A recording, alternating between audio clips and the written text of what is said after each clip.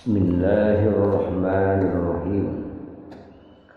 Permasalahan ke-8. Apa hikmah tidak disebutkan azab kubur dalam Al-Quran, sementara kebutuhan untuk mengetahui dan mengimani sangat besar, agar dapat berhati-hati serta menjauhi penyebabnya? Jawaban atas pertanyaan ini dapat dijawab dengan dua sisi, yaitu secara global dan secara rinci. Adapun secara global, Allah Subhanahu wa Ta'ala menurunkan dua wahyu kepada Rasul serta mewajibkan atas hamba-hambanya untuk beriman dan beramal dengan dua macam wahyu tersebut, yaitu Alkitab dan Al-Hikmah. Allah Subhanahu wa Ta'ala berfirman, wa anzalallahu 'alaikal kitaba wal hikmah, dan juga karena Allah telah menurunkan kitab dan hikmah kepadamu. Quran surat An-Nisa surat keempat ayat 113. Wallazi ba'asha fil ummiyina rasulan minhum yatlu 'alaihim ayatihi wa yuzakkihim wa yu'allimuhumul kitaba wal hikmah wa in kanu min qablu lafi dhalalin mubin. Dialah yang mengutus kepada kaum yang buta huruf seorang rasul di antara mereka, yang membacakan ayat-ayatnya kepada mereka, menyucikan mereka, dan mengajarkan kepada mereka kitab dan hikmah, yaitu As-Sunnah. Quran surat Al-Jumu'ah surat ke-62 ayat kedua.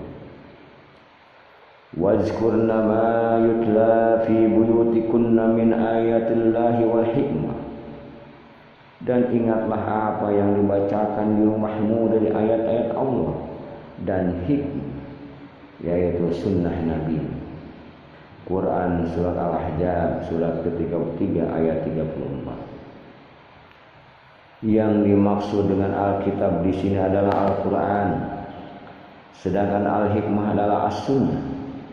Hal itu sesuai dengan kesepakatan para ulama salaf.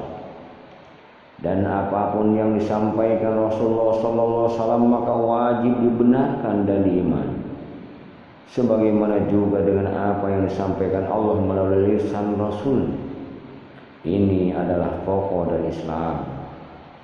Tidak ada seorang pun yang mengingkarinya kecuali bukan dari golongan Islam. Nabi SAW bersabda, sesungguhnya aku diberi Alkitab dan yang serupa dengannya bersamanya. Adapun jawaban secara rinci, nikmat dan ajab barzah telah disebutkan dalam Al-Quran, bukan hanya dalam satu tempat saja. Wa man azlamu mimman iftara 'ala Allahi kadziba aw qala uhiya ilayya wa lam yuha ilayhi syai'un wa man qala sa'unzilu misla ma anzala Allah walau tara idz zalimuna fi ghamaratil maut wal malaikati basyitu aydihim ahriju anfusakum al-yawma tujzauna azabal khuni bima kuntum taquluna 'ala Allah ghairal haqqi wa kuntum an ayatihi tastakbirun. Alangkah dahsyatnya sekiranya kamu melihat di waktu orang-orang yang zalim berada dalam tekanan-tekanan sakatul maut, sedang para malaikat memukul dengan tangannya sambil berkata, keluarkanlah nyawamu. Di hari ini kamu dibalas dengan siksaan yang sangat menghinakan, karena kamu selalu mengatakan terhadap Allah perkataan yang tidak benar, dan karena kamu selalu menyombongkan diri terhadap ayat-ayatnya. Al-Quran surat Al-An'am surat ke-6 ayat 93. Ayat ini menyeru kepada mereka pada saat mereka mati. Para malaikat menggambarkan bahwa pada saat itu orang-orang zalim mendapatkan balasan berupa siksaan yang menghinakan. Jika sekiranya ajab itu ditangguhkan sampai hancurnya dunia, maka tidak akan dikatakan pada hari ini kalian dibalas. Begitu juga dengan firman Allah Subhanahu wa taala, "Fawaqahu Allahu sayyi'ati ma makaru wa haqa bi ali fir'auna su'ul 'adzab an-nar yu'raduna 'alaiha ghuduwwan wa 'ashiyyan wa yawma taqumu as-sa'atu adkhilu ala fir'auna asaddal 'adzab." Maka Allah memeliharanya dari kejahatan tipu daya mereka, dan Fir'aun beserta kaumnya dikepung oleh azab yang amat buruk. Kepada mereka ditampakkan neraka pada pagi dan petang, dan pada hari kejadian kiamat dikatakan kepada para malaikat, "Masukkanlah Fir'aun dan kaumnya ke dalam azab yang sangat keras." Quran Surah Al-Mu'min surat ke-40 ayat 45 hingga 46. Allah menyebutkan azab dalam dua tempat dengan jelas yang tidak memiliki makna yang lain. Dan juga firman Allah yang artinya, "Maka biarkanlah mereka hingga mereka menemui hari yang dijanjikan kepada mereka, yang pada hari itu mereka dibinasakan, yaitu hari ketika tidak berguna bagi mereka sedikit pun tipu daya mereka, dan mereka tidak ditolong. Dan sesungguhnya untuk orang-orang yang zalim ada azab selain itu, tetapi kebanyakan mereka tidak mengetahui." Quran Surah At-Tur surat 52 ayat 45 hingga 47. Maksud ayat ini bisa berarti azab yang ditimpakan kepada mereka dengan pembunuhan dan yang lain semacam ini. Dan bisa juga azab mereka ketika di alam barzakh, dan pengertian yang kedua inilah yang paling tepat, karena kebanyakan mereka mati namun tidak mendapatkan siksa di dunia. Adapun perkataan jika mereka mati mereka disiksa ketika mereka berada di barzakh, dan mereka yang masih hidup mereka mendapatkan siksaan di dunia dengan pembunuhan dan yang lainnya. Inilah sebuah ancaman kepada mereka bahwa mereka kelak akan mendapatkan siksa dunia dan siksa barzakh. Sebagaimana dijelaskan dalam ayat lain yang artinya, "Dan sesungguhnya kami merasakan kepada mereka sebagian azab yang dekat di dunia, sebelum azab yang lebih besar di akhirat. Mudah-mudahan mereka kembali ke jalan yang benar." Al-Quran Surah As-Sajdah surat ke-32 ayat 21. Ada beberapa golongan yang berhujjah dengan ayat ini. Di antaranya Abdullah bin Abbas tentang siksa kubur. Namun berhujjah dengan ayat ini perlu dipertimbangkan lagi, karena yang dimaksud di sini adalah siksa dunia, supaya mereka mau meninggalkan kekufuran. Maka ini pasti diketahui oleh ulama dan orang-orang yang mau mempelajari Al-Quran. Akan tetapi begitu dalam pemahaman beliau terhadap Al-Quran, sehingga beliau mampu memahami ayat ini sampai pada kesimpulan bahwa ayat ini berlaku untuk azab kubur. Karena Allah Subhanahu wa ta'ala menggambarkan bahwa ada dua macam siksaan, yaitu siksaan yang dekat dan siksaan yang besar. Allah menimpakan siksaan yang kecil tersebut agar mereka mau kembali kepada kebenaran. Hal ini menunjukkan bahwa setelah mereka mendapatkan siksaan yang dekat ini, masih menyisakan siksaan yang lain setelah kehidupan dunia. Maka dari itu Allah mengatakan, "Kami merasakan kepada mereka siksa yang dekat. Sungguh kami akan memberikan azab kepada mereka dengan azab yang dekat." Maka perhatikanlah. Serupa dengan sabda Nabi Sallallahu Alaihi Wasallam, "Maka dibukakan bagi mereka pintu neraka, lalu didatangkan kepada mereka dari panas dan racun, dan tidak dikatakan didatangkan kepadanya panas dan racunnya."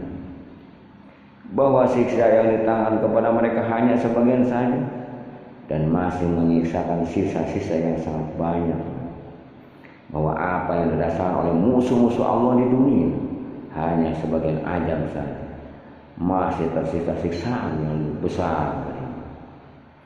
Dan juga firman Allah Subhanahu wa taala, "Falaula idza balaghatil hulqum wa antum hina idzin tanzurun wa nahnu aqrabu ilaihi minkum walakin la tubsirun falaula in kuntum ghairu madinin tarji'unaha in kuntum shadiqin fa amma in kana minal muqarrabin farauhu wa rihan wa jannatun na'im wa amma in kana min ashabil yamin fasalamun laka min ashabil yamin wa amma in kana minal mukazzibin ad-dallin fanuzulun min hamim wa tasliyatuz zahim inna hadza lawal haqqul yaqin fasabbih bismi rabbikal azim." Maka mengapa ketika nyawa sampai di kerongkongan, padahal kamu ketika itu melihat dan kami lebih dekat kepadanya daripada kamu, tetapi kamu tidak melihat? Maka mengapa jika kamu tidak dikuasai oleh Allah, kamu tidak mengembalikan nyawa itu kepada tempatnya? Ya, kamu adalah orang-orang yang benar. Adapun jika dia orang-orang mati termasuk orang-orang yang didekatkan kepada Allah, maka dia memperoleh ketentraman dan rezeki serta surga kenikmatan.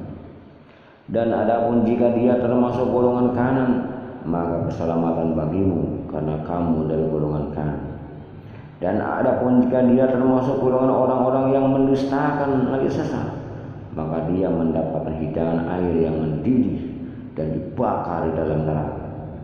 Sesungguhnya yang disebutkan ini adalah suatu keyakinan yang benar, maka bertasbihlah dengan menyebut nama Rabbmu yang Maha Besar.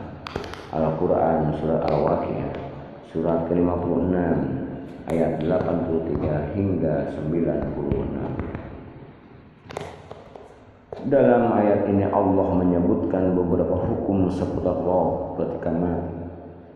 Di awal surat ini Allah menyebutkan hukum-hukum roh pada hari kebangkitan yang besar. Mengedepankan ayat ini karena hal ini dirasa lebih penting dan lebih layak untuk dikaji. Yang mana Allah menjadikan bagi mereka 3 bagian. Yang mana Allah menjadikan bagi mereka 3 bagian, sebagaimana Allah juga menjadikan 3 bagian bagi mereka di akhirat. Dan firman Allah Subhanahu wa taala lain yang artinya, "Hai jiwa yang tenang, kembalilah kepada Rabbmu dengan hati yang puas lagi diridhoinya, maka masuklah ke dalam jamaah hamba-hambaku dan masuklah ke dalam surga." Al-Quran Surah Al-Fajr Surat ke-89 ayat 27 hingga 30. Para ulama salaf berbeda pendapat kapan pertanyaan ini disampaikan. Sebagaimana dari mereka berpendapat bahwa pertanyaan tersebut disampaikan ketika meninggal. Hal ini sebagaimana zahirnya kalimat. Dan ini adalah pendapat yang mereka pilih. Karena seruan kepada jiwa terjadi ketika jiwa meninggalkan badan dan keluar dari. Hal serupa telah ditafsirkan Nabi dalam sabdanya yang diriwayatkan dari Al-Barra dan yang lain. Ketika dikatakan kepada jiwa, keluarlah dengan puas dan diridhoi. Masalah ini akan dibahas dalam bab roh ketika berada di alam barzakh.